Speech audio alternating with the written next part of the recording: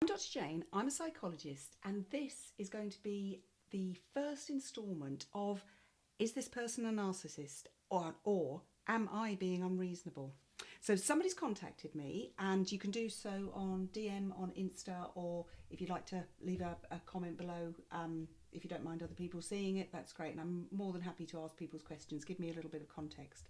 So this person has written in, they've said, I have an older sister who took some care of me when I was a child. She tells me with great relish how my mother didn't want me, and thank goodness she was around. As an adult, she's tried to destroy my relationship with my mother.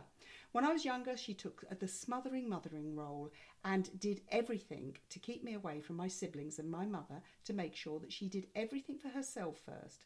My mother, of course, is not blameless in this herself. This person has said is being a narcissist. As a young adult, she continued to treat me as a child and criticised everything I did, talked down to me, enjoyed it when my life fell apart and I had to rely on her. In recent years, I've got myself together. I've asked if we could please have a little bit more of an adult to adult relationship. And that's when the hate campaign began. She belittled my career, my choice of husband. She tried to ruin my wedding day and the birth of my first child with her huge tantrums and creating of atmospheres. She plays complicated mind games with rules about how and when we can contact each other, and she's an absolute control freak. She recently babysat for me and told me that I could not call to see how my daughter was, even though she had been very ill. She ignored my calls when I tried to ring. This is the final straw. I've decided to stop contact with her and only see her at important events.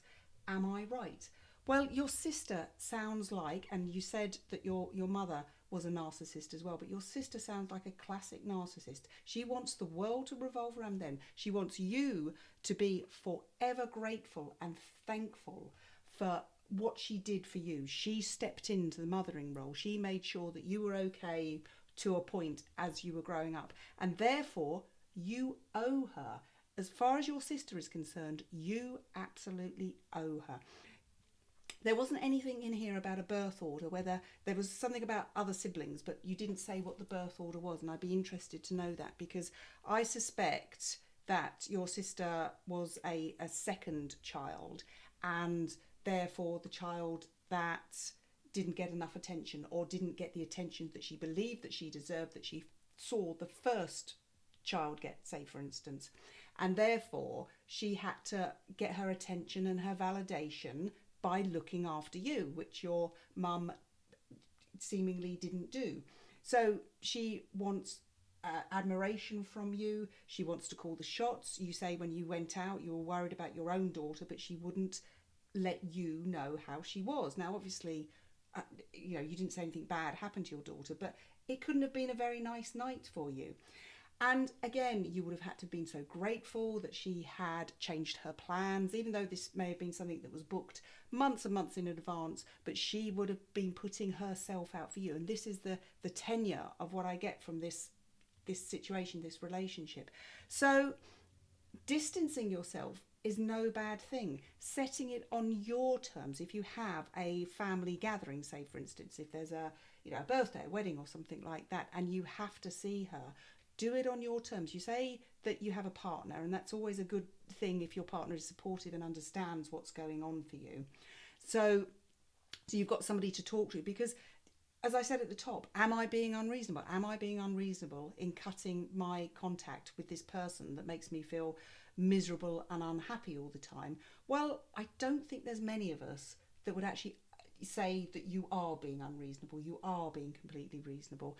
You've had a lifetime of this, and I would like to just say, just make sure that going forward you maintain that boundary, because I can imagine that there's been a lot of kind of lines in the sand that you've said, no, I'm not going to let her do this to me anymore, and then she would have manipulated a situation. She would have brought others in, that classic triangulation. She would have brought others in, so you then felt guilty about how you've been towards her, and then that third party, perhaps even your mother, they may have even ganged up on you. I can imagine there's probably stories about that. So know who you are, not this version, this childlike version of and dependent and forever grateful version of you that she wants you to continue to be.